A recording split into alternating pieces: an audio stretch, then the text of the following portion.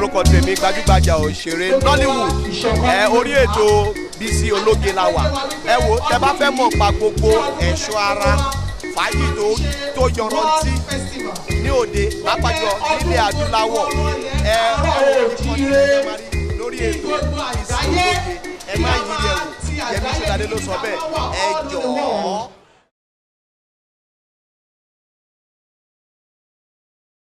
Àwọn ìdàgbò tó lọ kí bàbá Oṣé ọmọ Banke Soji Taiwo is a Nollywood actor in Nigeria and who currently relocated to the United States. And besides Soji Taiwo has acted in so many things. I present to you Soji Taiwo, popular known as Oṣé ọmọ Banke, the personal and Abi Pasuma. Please put up for Soji Taiwo, Oṣé ọmọ Banke.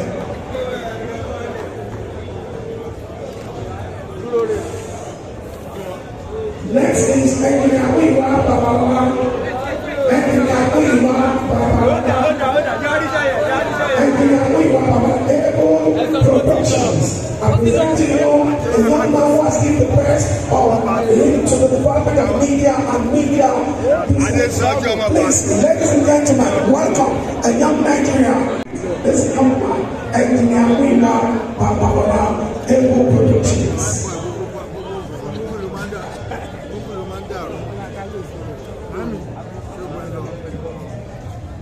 The next award, Tony Adebola, to please step to the microphone and step to the stage for the award. Tony Adebola,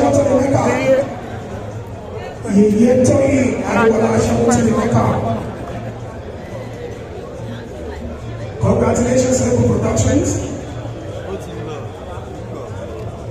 And yet the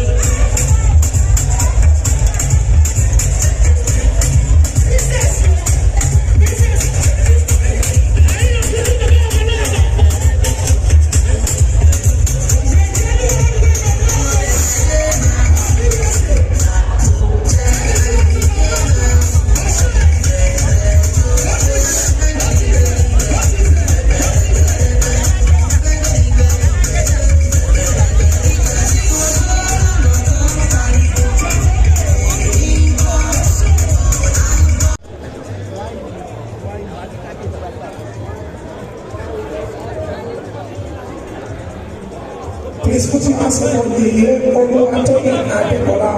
Yeye Oluwatoyin Adebola started acting some 50 years ago, and she has done her best in acting.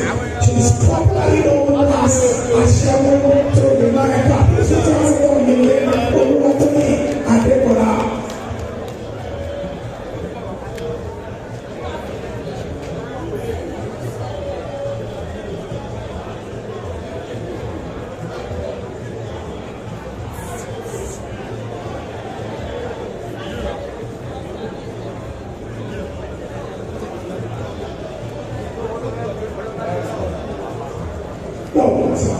Banke, Oluwatoyin, please let Margaret and Oluwatoyin please to stand here. Where's she? Okay, thank you very much. She's Margaret Oluwatoyin. Margaret Oluwatoyin. She's beautiful and amiable. She's a beauty pageant, and besides, she has won so many awards as a beauty queen. I present to you this black Taiwo dancer, a woman of many parts, Margaret Oluwatoyin. Please put your hands together for her as I present the award to her. Next is Bisi. Thanks for watching this video. Please don't forget to click on subscribe button. Kindly comment and share. We drop new videos daily. Thank you. God bless you.